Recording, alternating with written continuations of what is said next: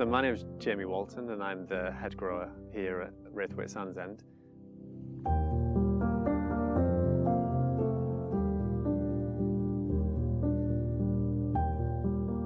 So I came here to take on the project of building the new kitchen garden here at Raithwaite. The brief was basically to design and build a space that was not only so that it could provide the restaurant with produce, it was also that the space could be educational and it could be a space that the guests could enjoy and interact with, and that was an important part of why the site is where it is. I mean, the hotel is moving in a far more sustainable direction. That's the whole goal here at Raithwaite, and the garden basically was one of the primary focuses of this year, moving in that direction. So the garden is here to essentially feed the on-site restaurant and bar. The garden's placement was an interesting one. When I first took on the project and they kind of explained that this is where they wanted it, I was a little bit taken aback just because of the gradient of the hill. It's more or less north facing, and also there is a car park right there. So I mean, their idea was that they wanted the space to be an area that the guests can interact with and learn from, and there's some traceability there. They can see where the produce is coming from, and the produce will be, the vegetables will be in the ground, and then they'll be on the plate in the evening. So they wanted it to be a front of house area, which made things far more challenging, obviously. So we had to terrace. It was an interesting project that actually offered a few advantages that were unexpected. For example, the polytunnels, because they're terraced, was actually able to add guttering to each of the polytunnels, which meant that we're able to get, the polytunnels are 15 metres each by 5 metres, which is a huge amount of catchment area for the water.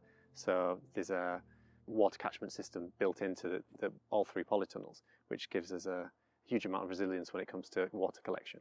The whole kind of garden was built around the premise of having a very large composting section, because we want the garden to be as resilient as possible and as self-sufficient as possible, and having a large composting area was central to that, really, because we do have 80 acres here, as well as all of the organic matter byproducts from the actual kitchen garden.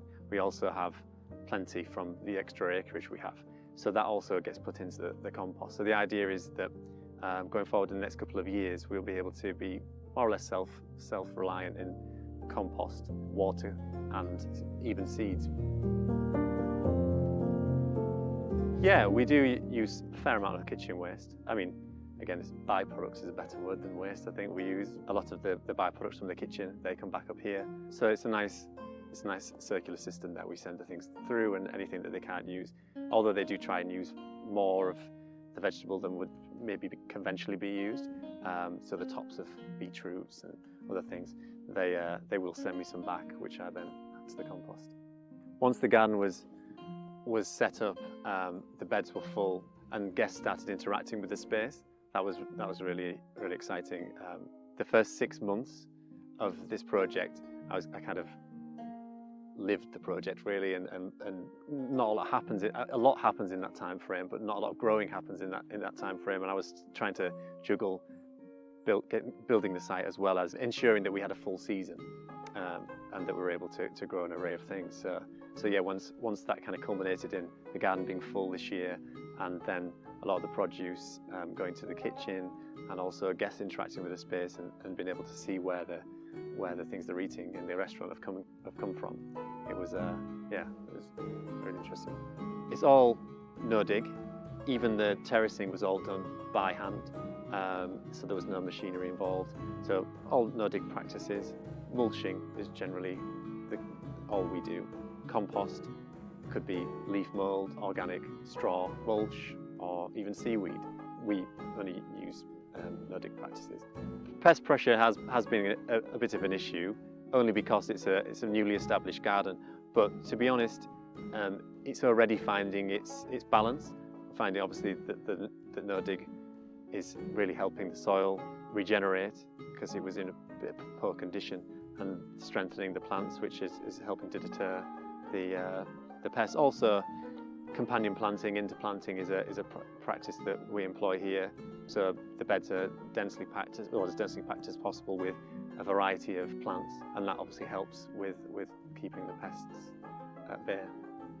part of the kind of brief when designing and building the space was that it would be an educational space, and it would be a space that people can enjoy and also learn from.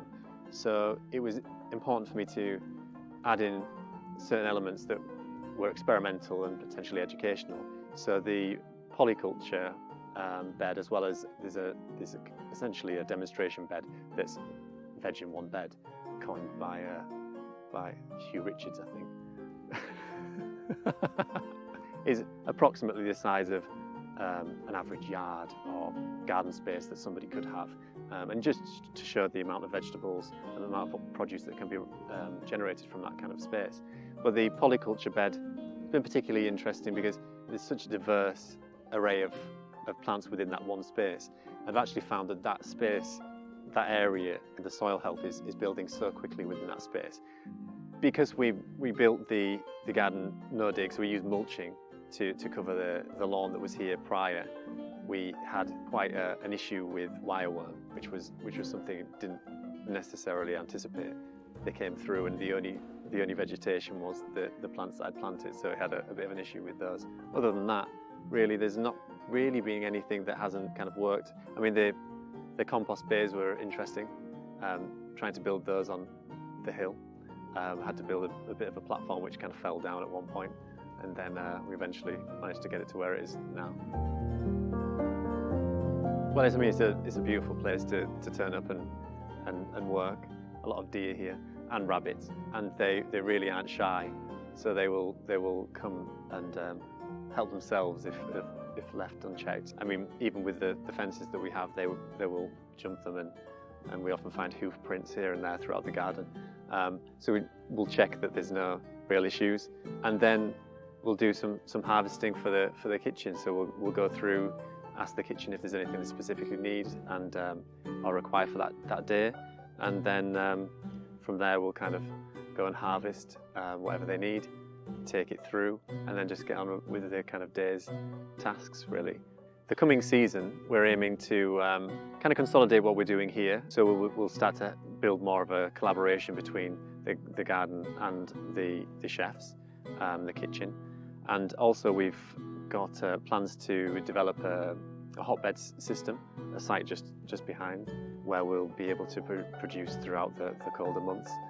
So that's a really exciting project that we're taking on this coming season. We've planted a forest garden this year, which over the coming years will develop nicely. And also we're kind of considering the prospect of breaking ground on another site within the grounds that's far flatter than this section here, so it'll be a far easier prospect and be more of a kind of a production area, as opposed to this kind of has it is productive and it has to be productive, but also one of its primary functions is it's being a space that the guests can learn from and interact with. The no-dig beds have basically been designed around what's becoming a market garden standard of around 75 centimetres to a 30 centimetre pathway. Obviously that was interesting, trying to fit that around the framework of a terrace garden, but I think it worked out pretty nicely. There's been the odd time where I've nearly tripped and fallen into the bed below, but I haven't done it yet. Cross my fingers.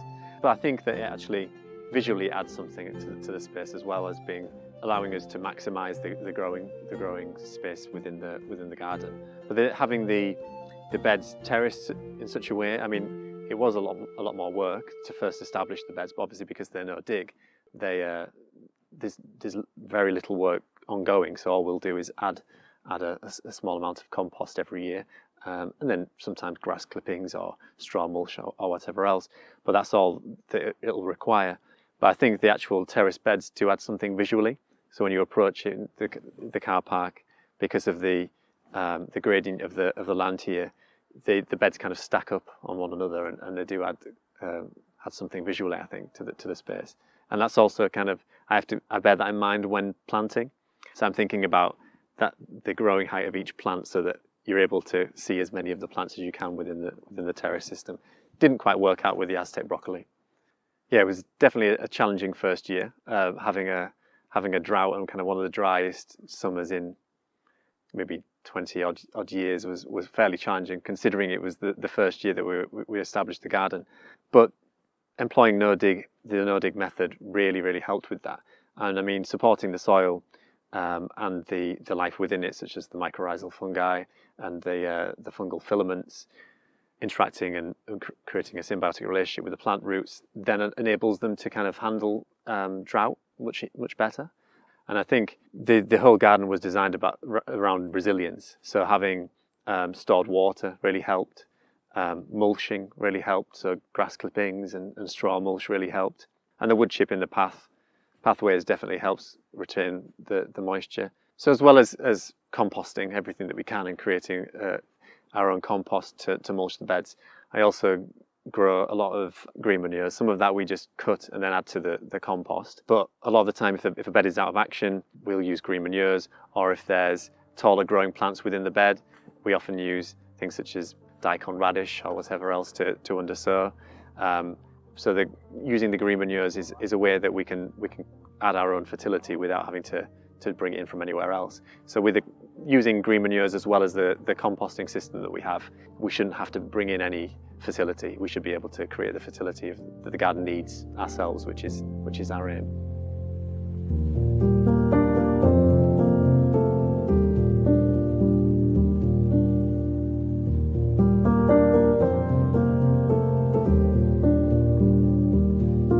A big thank you to Gardena for supporting the Inspiring Garden series.